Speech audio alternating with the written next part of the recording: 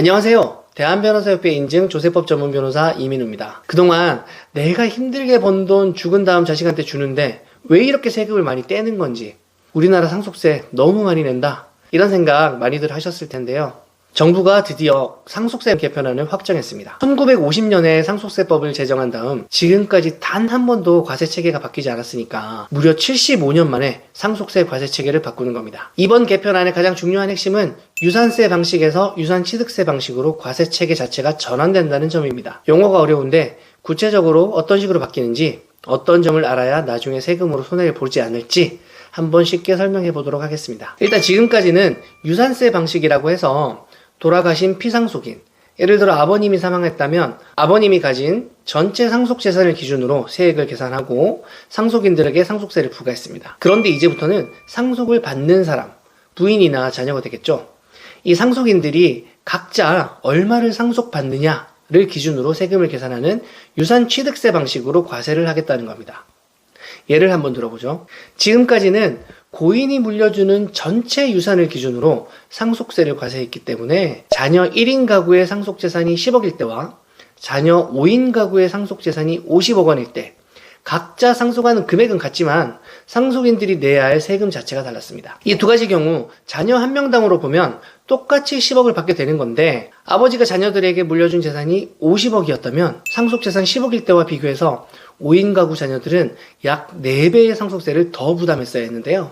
그런데 이제는 상속인 각자가 받은 만큼으로 계산을 해서 세금을 내도록 하겠다는 겁니다. 변경되는 내용을 자세히 살펴보면 이런 식으로 체계가 바뀌는 건데요. 기존에는 전체 상속재산에서 일괄공제나 기초공제를 일률적으로 차감한 다음에 상속세 과세표준을 산출했는데, 이제는 일괄공제와 기초공제를 상속인별 인적공제로 흡수하고 상속인 각자가 받은 유산에서 인적공제를 차감한 다음 상속인별로 과세표준을 산출하게 됩니다. 실제로 상속세 계산 과정에서 이 공제 부분이 상당히 중요한데요. 지금까지는 일괄공제 5억 원과 기초공제 2억 원의 다른 추가 공제, 자녀 1인당 5천만 원의 공제 금액을 합한 금액, 이 두 가지를 비교해서 더 크게 공제받을 수 있는 것을 선택해서 공제를 받았습니다. 자녀 1인당 5천만 원 공제받게 되지 않으니까 6자녀가 넘지 않는 이상 일괄 공제 5억을 받는 게 더 유리하잖아요.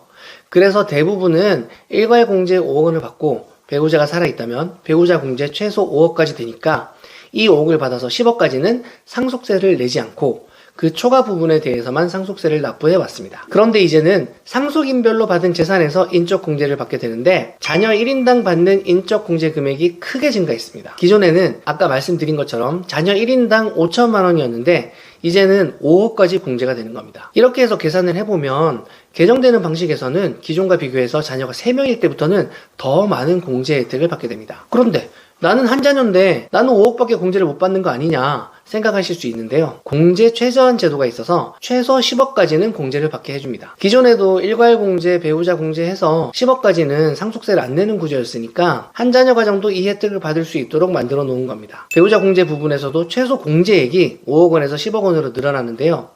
이 경우 배우자가 받은 상속재산이 10억 원 이하인 경우 법정 상속분을 초과하더라도 전액을 공제해줍니다. 여기까지가 개편안의 큰 핵심 내용입니다. 그런데 이제 이 바뀌는 제도로 인해서 나에게 발생할 수 있는 문제들이 뭐가 있는지 한 번 더 깊게 들어가서 생각해 보겠습니다. 예전에는 유산총액, 즉 전체 상속재산을 기준으로 상속세를 매기는 거니까 세액도 많았고, 전체 상속세에 대해서 상속인들 간 연대납세 의무를 부과해서 상속을 받은 가족 중에 누가 세금을 못 내면 다른 사람이 대신 내야 했습니다. 이걸 상속세 연대납세 의무라고 하는데요. 형제 중에 한 명이 재산을 상속받고도 상속세를 안 내서 체납이 됐다면 이 세금을 상속받은 다른 사람들이 내야 했습니다. 그런데 이제는 각자 상속받은 만큼만 세금을 내는 거니까 다른 상속인이 안 낸 세금까지 내가 부담해야 된다 라고 하면 부당하다는 생각이 들 겁니다. 그래서 이 상속세 연대납세 의무를 유산취득세 방식에서도 그대로 유지할지가 중요한 쟁점이었는데요. 정부가 발표한 자료에 따르면 유산취득세 방식에서도 이 연대납세 의무를 완전히 폐지하지 않고 특정 요건 하에서만 제한적으로 부과하는 방향으로 입법 예고를 하였습니다.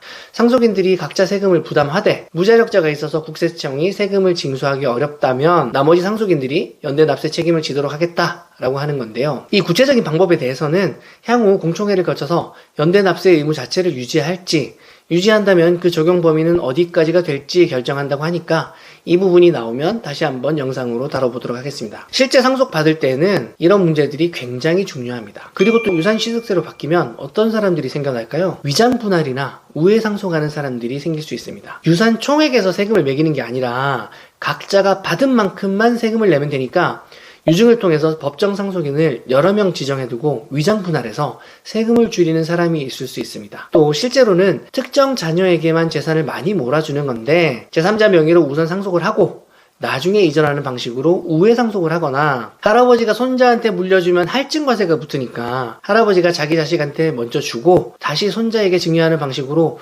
우회 상속을 하는 사람들이 생길 수 있습니다. 그래서 이 부작용들을 정부도 염두해서 위장 분할이나 우회 상속이 있을 경우에는 관련 당사자들에게 연대 납세 의무를 적용해서 조세 회피에 대응을 하겠다라고 발표를 했습니다. 위장 분할일 경우에는 부가제적 기간을 10년이 아니라 15년으로 연장을 시키고 우회 상속일 경우에도 실제 상속세 부담이 줄어들었다면 줄어든 세액만큼 추가 과세를 한다고 하니까요. 여러분들이 하는 행위가 절세인지 탈세인지를 반드시 전문가와 상의하시고 상속세를 신고하는 게 좋습니다. 또 이번에 배우자 상속세 폐지 문제는 이 개편안에 포함되지 않았습니다. 이혼 재산 분할할 때는 증여세를 내지 않는데 상속할 때는 배우자가 상속세를 내니까 불공평하다 이런 이야기들이 많았는데요. 이 부분에 대해서 여야 간 합의는 되었는데 아직 반영이 되지 않았으니까 추가로 관련 내용이 나오면 살펴보도록 하겠습니다. 그리고 이 개편안은 5월쯤 법률안이 제출되고 국회를 통과하면 2028년에 시행이 될 예정이니까 그 전에 상속이 진행이 되는 분들은 기존 방식대로 상속세가 부과된다는 점 알아두셨으면 합니다. 다음 영상에서는 올해 1월부터 바뀐 주거용 부동산에 대한 감정평가 제도에 대해서 설명해 드리도록 하려고 하는데요. 올해부터 이미 시행이 되고 있는데도 많은 분들이 잘 모르시더라고요. 부동산을 상속받거나 증여받을 분들은 반드시 알고 가셔야 하는 내용이니까 보시면 도움이 될 것 같습니다. 오늘도 영상 시청해 주셔서 감사합니다.